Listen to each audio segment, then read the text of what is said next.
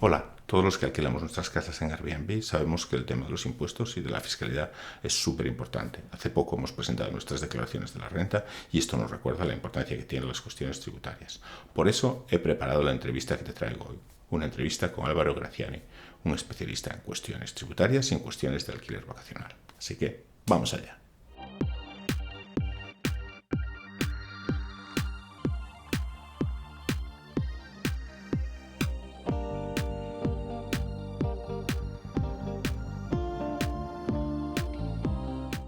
Bueno, hola a todos. Hoy estamos con Álvaro Garciani, que es un abogado de Málaga, especialista en temas de alquiler turístico, de alquiler vacacional.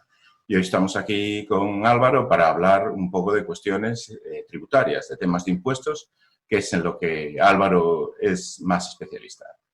Muchas gracias por participar y por estar aquí dedicando este tiempo a hablar de estas cosas. Muchas gracias a ti, Juanjo. Pues bueno, la verdad es que no podíamos empezar de una manera más interesante porque recientemente ha salido en la prensa la, la sentencia que anula la obligación de comunicar los datos, que las plataformas tipo Airbnb comuniquen los datos a la agencia tributaria. Yo creo que nos ha cogido un poco de sorpresa a todos esta sentencia, pero ¿qué opinas, Álvaro? ¿Cómo lo ves tú? ¿Qué crees que impacto puede tener esto? Ya sé que es un poco temprano para opinar y que tenemos que esperar a leerla, pero así de primera vista, ¿qué te parece? Bueno, la sentencia no la he leído todavía, solo he leído lo que han dicho en prensa y por lo visto lo que han leído es el artículo 54 ter, el de la regulación de la información. Básicamente el que regula el modelo 179 y se basa la sentencia, según tengo entendido, en que infringe la normativa europea porque España no había comunicado a la Unión Europea que iba a incluir este modelo.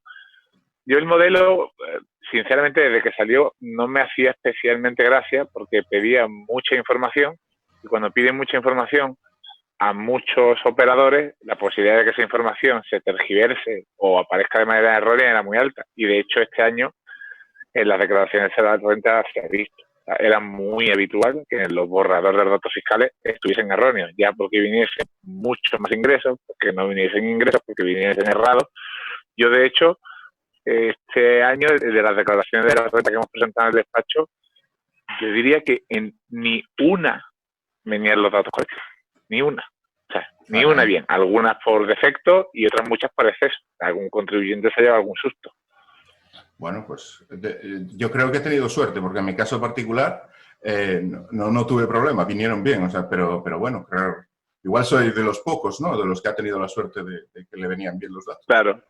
Vale, o sea, ¿tú crees que el modelo 179 era una de las mayores fuentes de problemas de la realidad tributaria de No, los... se estaba convirtiendo en una fuente de problemas porque en el momento que un contribuyente o un operador de viviendas turísticas trabajase con más de una plataforma o en una plataforma tuviese dos anuncios porque hubiese cambiado uno o trabajase con una agencia intermediaria que hiciese alquiler directo, empezaban a solaparse datos y a veces han venido en los borradores de la renta importes altísimos que no se correspondían con la realidad. A lo Entonces, el mejor, modelo... no te decía que a lo mejor Sí, se dime. duplicaban los días o se duplicaban los ingresos si utilizaba. A veces ya, incluso había veces que por errores de la página de Airbnb, sobre todo ha pasado con sociedades mercantiles, donde el perfil estaba a nombre de la sociedad, pero luego un particular tenido subió un piso en Airbnb, no sé qué ha hecho Airbnb, que le ha imputado a lo mejor todos los ingresos de una sociedad a una persona. Claro, cuando veía el borrador de la renta y veía que tiene unos ingresos de no sé cuántos miles de euros, pues se echaba las manos a la cabeza. Porque a lo mejor Claro, era un socio de una mercantil que administraba otras viviendas y no era suya. pero Entonces, casos como esos sí se han visto bastante. Pero Álvaro, la capacidad de esos errores pueden generar una problemática tremenda, porque o sea, si una persona le ha imputado unos ingresos importantes que le corresponden a una sociedad de la que es socio o partícipe, lo que sea, a efectos de revisiones de las declaraciones de esa persona, eso aún está a tiempo de generar problemas importantes, porque... Podría generarlo, lo que pasa es que cuando la agencia tributaria saca un modelo nuevo, suele saber que en los primeros años ese modelo es como se va depurando. Entonces, yo tengo la esperanza de que con lo que ha pasado este año no se pongan a comprobar a todo el mundo, porque es que si no va a ser un caos. El hecho de que hayan anulado el modelo, pues, hombre, es un mecanismo de defensa para todas aquellas personas que le imputen ingresos muy altos. Pues si la agencia tributaria se basa en este modelo que ha sido anulado, pues toda comprobación que tenga como motivación este modelo, pues se podría tumbar. La cuestión es que todas aquellas personas que ya hayan presentado su declaración aceptando los datos que venían en el borrador, pues ya han aceptado esos datos, ya tienen un origen de información para la agencia tributaria que complementa. Si yo he dicho que está Sí, bueno, claro, efectivamente, en los casos de los datos, por ejemplo, que a lo mejor trabajan solo con una plataforma y los datos vienen correctos, pues bueno, aceptados están y incluso le habrán ahorrado trabajo. Pero este modelo, el que lo hayan anulado puede tener una imagen, o sea, un efecto positivo en cuanto que no había ningún otro sector que estuviese tan estrictamente fiscalizado, pero por otro lado puede ser utilizado por grupos de interés que están confrontados con la vivienda turística para que empiecen otra vez con la película, que ya todos conocemos, que si no se declara, que si esto es ilegal, que si esto es negro. O sea, el 1979 tenía esa parte positiva, si se puede llamar de alguna manera, que te permitías sacar un carnet de yo estoy totalmente fiscalizado, a ver qué otro alojamiento turístico está tan fiscalizado, para quitarse un poco la leyenda negra que estaba sufriendo con respecto a la vivienda turística. Lo que pasa es que esa leyenda negra es bastante interesada, ¿no? O sea, esos tipos de datos salen de cierto interés. Entonces, cuando hay la voluntad de contar una narrativa que es contraria a la vivienda turística, pues algo se les ocurrirá, ¿no? Es decir, siempre van a, si hay una motivación detrás, pues algo se va a buscar para que tal. Pero sí, tienes razón, yo estoy totalmente de acuerdo. El hecho de la existencia de la obligatoriedad de dar los datos a la agencia tributaria, pues daba una imagen del sector más, no sé, más cumplidora, ¿no? Era un buen argumento para razonar a la hora de que la gente... Exacto. Pero por otra parte, hay que tener en cuenta que el comercio a través de plataformas como Airbnb, donde el dinero en efectivo desaparece, yo creo que demuestra que los que alquilamos a través de Airbnb no tenemos voluntad de defraudar. Porque si yo quisiera defraudar, no iría a una plataforma que me obliga a cobrar por el banco sí o sí. Hay gente, el hecho de que haya actividad económica que no se declara en España, eso nadie se puede sorprender a eso. Existe en muchos sectores. Pero el hecho de que yo vaya a buscar un sistema de comercio electrónico que me obliga a cobrar por el banco, yo creo que demuestra que no estoy intentando buscar ocultar ingresos, ¿no? Todo lo contrario. Sí, sin duda alguna. Aparte, la inmensa mayoría de los contribuyentes tiene cierto respeto a aquellos ingresos que cada vez se han reflejado en cuenta bancaria. Es decir, a prácticamente nadie se le ocurre no declarar unos ingresos que tienen un reflejo bancario y que a efectos de comprobación la agencia tributaria, en caso de inspección, lo tendría muy fácil para comprobarlo. Pero es lo que decíamos, que aún así, pues, ciertos grupos de interés siempre van a estar con la matraca de esto es negro, o sea, da igual, con argumentos o sin argumentos. De hecho, aún con el modelo 179, yo he ido a conferencias, seguro que habrá estado tú en algunas, donde ha venido el sector del lobby de turno y ha vuelto a soltar esta película, aún con el modelo 179. Yo, de todas maneras, cuando hay gente porque no todo el mundo del sector hotelero tiene esa oposición, digamos, fanática, ¿no? O religiosa al tema. Hay gente que entiende la revolución tecnológica que esto supone. Yo tengo amigos y conocidos que están en el sector hotelero y que lo entienden, y también conozco otras personas que no lo entienden, ¿no? Que no ven esta capacidad positiva que tiene. Claro. Pero las personas que están en ese sector más radical de oposición a esto, les da igual. Les da igual los argumentos, la realidad, el 179, porque si no es por el 179, pues dirán que Airbnb engorda, ¿no? O que es pecado, o no sé, algo inventarán, porque... Algo, totalmente. Entonces, hay gente con la que yo tengo la sensación muchas veces de que se puede establecer un diálogo y dices tú, oye, pues, ¿qué partes tiene esto positivas? ¿Qué partes tiene negativas? Que también pueden existir. Las podemos hablar, cómo se puede, como sociedad, como ciudadanos, entender todos lo que este fenómeno significa, las partes que pueden ser positivas, las partes que pueden ser negativas, intentar irlo digiriendo. Esto es una realidad tecnológica nueva que todos tenemos que entender en todas sus partes, ¿no? Y hay gente del sector hotelero con la que se puede establecer esa conversación y además incluso de manera productiva. Pero hay otra gente que no, entonces tampoco, a veces es mejor ni siquiera entrar en esas conversaciones porque no tienen demasiada. Claro. Pero lo que sí que yo creo es que estos años, desde que entró en vigor el artículo 179 y se obligó a declarar a través de ese sistema los ingresos de Airbnb, sí que ha habido una especie de maduración acelerada del sector, ¿no crees? En cuanto a la gestión, es decir, porque a lo mejor el hecho de que esos datos existan obligaron a la gente a tomar mayor conciencia de las obligaciones tributarias, a profesionalizar, a buscar asesores, a buscar...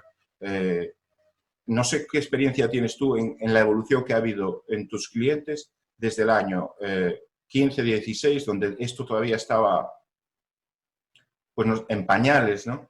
Y el año 18-19, donde esta normativa empezó a ser de aplicación, la gente empezó a conocerlo y yo creo que se fue produciendo una maduración de todo el sector, ¿no? En el sentido de que esto pasó a ser más una cosa con vocación de permanencia. ¿Cómo lo has vivido tú en estos últimos 2 años?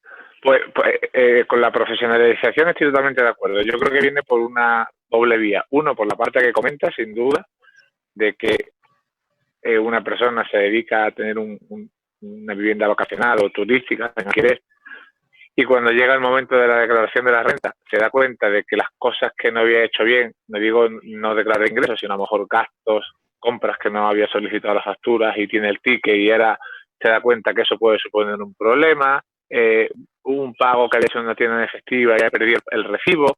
Todas esas cosas tienen un impacto en la declaración de la renta importante luego, porque a lo mejor que sean pequeños gastos, cuando se van sumando una cuantía importante. Pero por otro lado, la profesionalización también la he visto por parte de particulares que están actuando como verdaderos profesionales, como empresarios en cuanto a la gestión eficiente, llevando contabilidad de costes.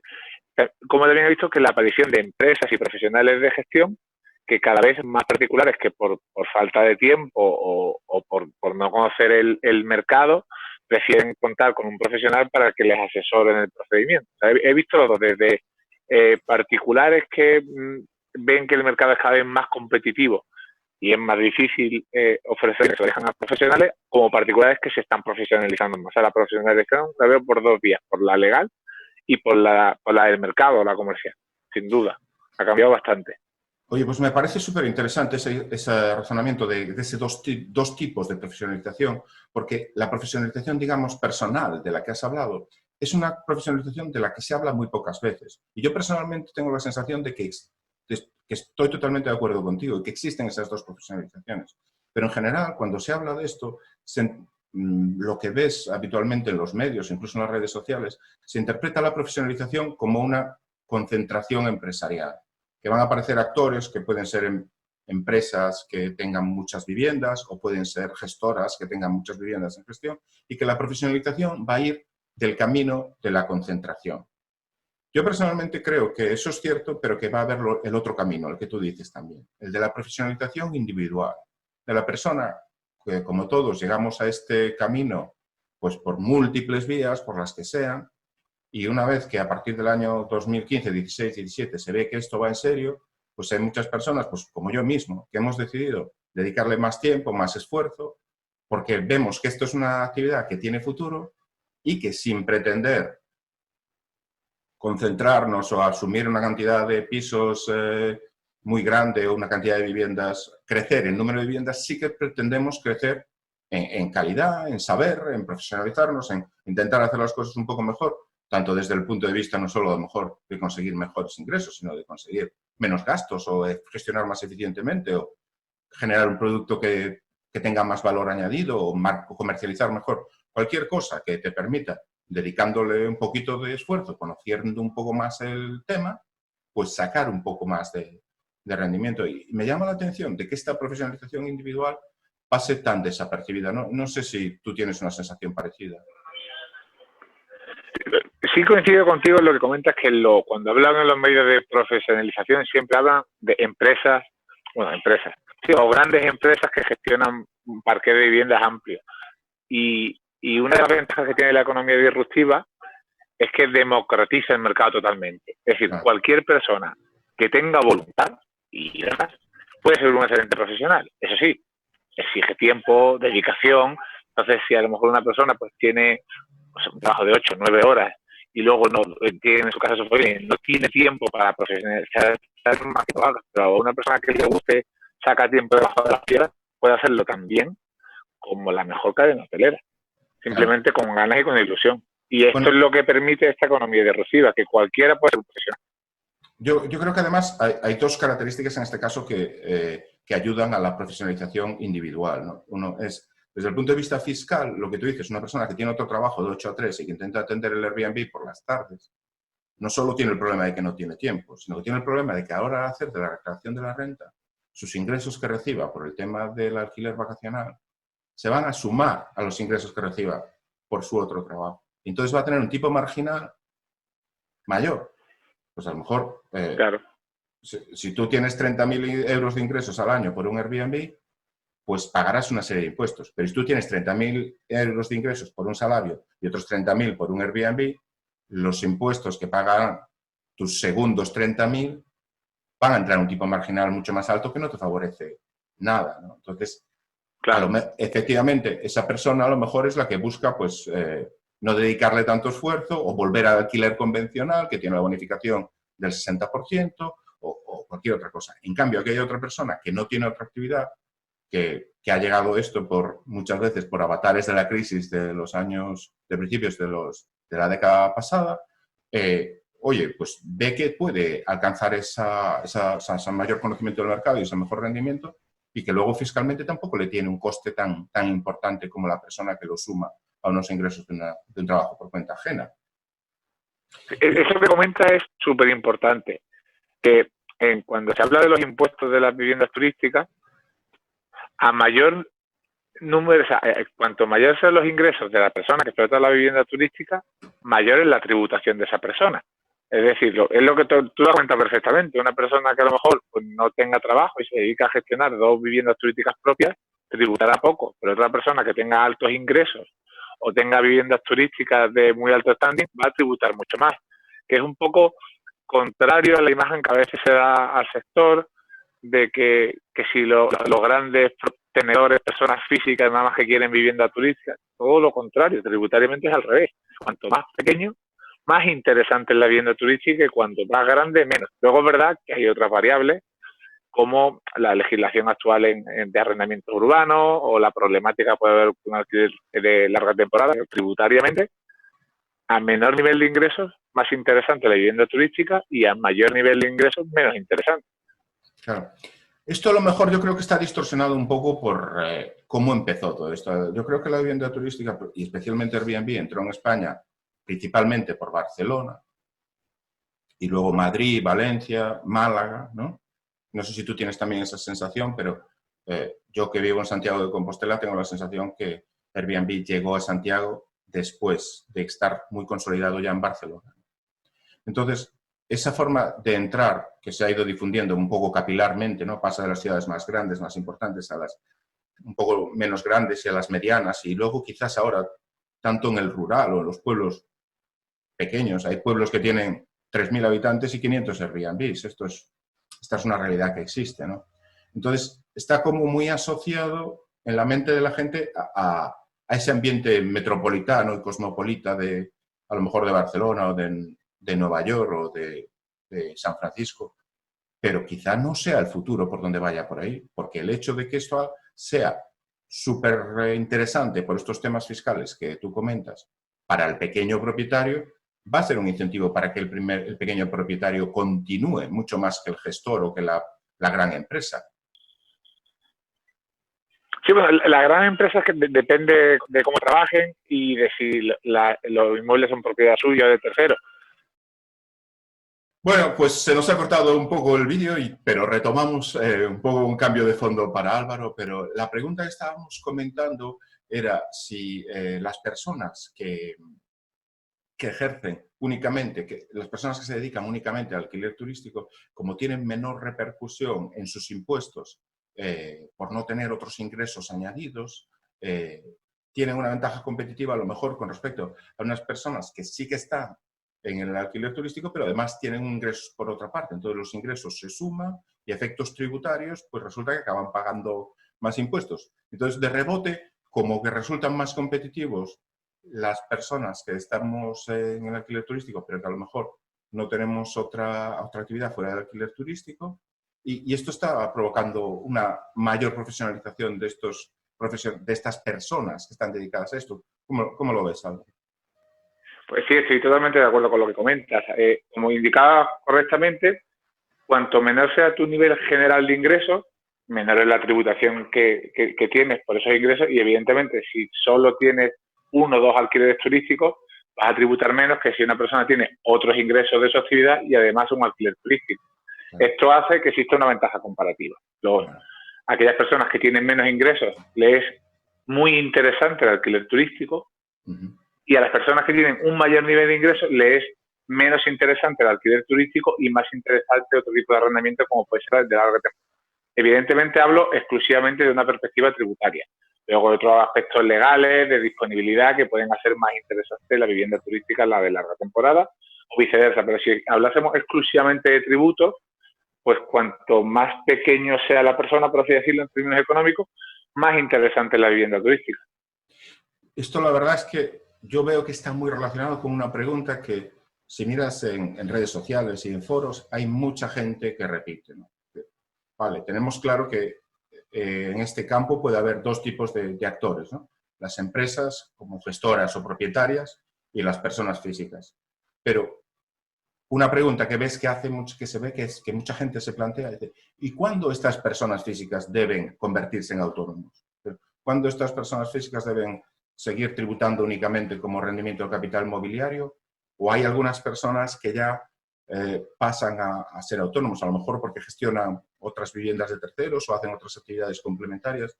¿Tú qué les dirías a estas personas que están dándole vueltas a estas posibilidades, a continuar? Ahora mismo en la gestión de viviendas turísticas, la verdad que el abanico está abierto y es muy amplio. Es decir, una persona puede decidir cómo quiere ejercer su actividad. Si quiere ejercerlo como un particular, por así decirlo, tributando por rendimiento de capital inmobiliario, o si quiere realizar una actividad más profesional, tributando como actividad económica. Evidentemente, esa elección tiene unas consecuencias. A día de hoy, porque esto ahora voy a comentarte una cosa al final, que puede que en octubre o noviembre cambie, lo que nos dice la normativa que en la gestión de una vivienda, ya sea como titular propietario o como titular arrendatario, es decir, que la persona tenga el derecho de explotación, cuando no presta ningún tipo de servicio más allá de la puesta a disposición y la limpieza, la entrada y la salida, la agencia tributaria o la normativa tributaria considera que tributa como un rendimiento de capital inmobiliario, es decir, como un alquiler normal y corriente, pero sin las bonificaciones de larga temporada. Cuando esta persona, además de la puesta a disposición, presta algún servicio similar a lo que prestan los hoteles, como puede ser que le dé el desayuno, le haga una limpieza de la vivienda pues cada semana, cada 2 días, cada día, vaya y le cambie las sábanas, tenga un servicio, un local alquilado con una recepción para los huéspedes donde puedan dejar las maletas, en ese caso ya sí sería considerada una actividad económica, tributaría en IVA al 10%, y además esta persona pues tendría que darse alta en el régimen de autónomo. Con respecto al número de viviendas que una persona tenga, no hay un número. Tú puedes tener una o 100, que el que sea actividad económica o no depende, como he dicho, de los servicios que se presten, o hay otra posibilidad, que es en el caso de que se tenga a una persona contratada a jornada completa. Evidentemente, ¿quién tiene una persona contratada a jornada completa? Pero alguien que tenga, mínimo tendrá 5, 6, 7 viviendas, si no, no le va a merecer la pena. En ese caso, también sería actividad económica. Pero no va por el volumen de la vivienda, sino por cómo se gestionen. Y comentaba que lo de actividad económica puede cambiar porque el Tribunal Supremo tiene que votar 2 fallos, uno en octubre y otro en noviembre, la fecha no la sé exacta, es referente a casa rural. Pero la casuística es una vivienda que se explota como alojamiento turístico, es decir, exactamente igual que una vivienda turística. Y lo que va a determinar el Tribunal Supremo es que si atendiendo a la normativa europea de IVA, ese tipo de arrendamiento debe llevar un IVA del 10%. Es decir, si hay que considerarlo un alojamiento extrahotelero. En función de esos fallos, que van a ser 2, puede que cambie tributariamente todo en la vivienda turística, porque yo entiendo que esos fallos serían de aplicación. Pero bueno, eso hasta que no se pronuncie el Tribunal Supremo, todavía no sabemos nada y la situación actual es la que acabo de describir. La verdad es que no paramos de tener noticias sobre esto. Hoy hace poco hemos tenido la noticia de la sentencia de anulación de la obligación de dar la información. Como tú dices, vamos a tener más sentencias pronto. O sea que, Álvaro, está claro que vamos a tener que seguir haciendo esto más días y porque vamos a tener más información que comentar. Sin duda. Entonces, oye, quedamos emplazados para hacerlo otra entrevista como esta brevemente en el canal en las próximas semanas o meses.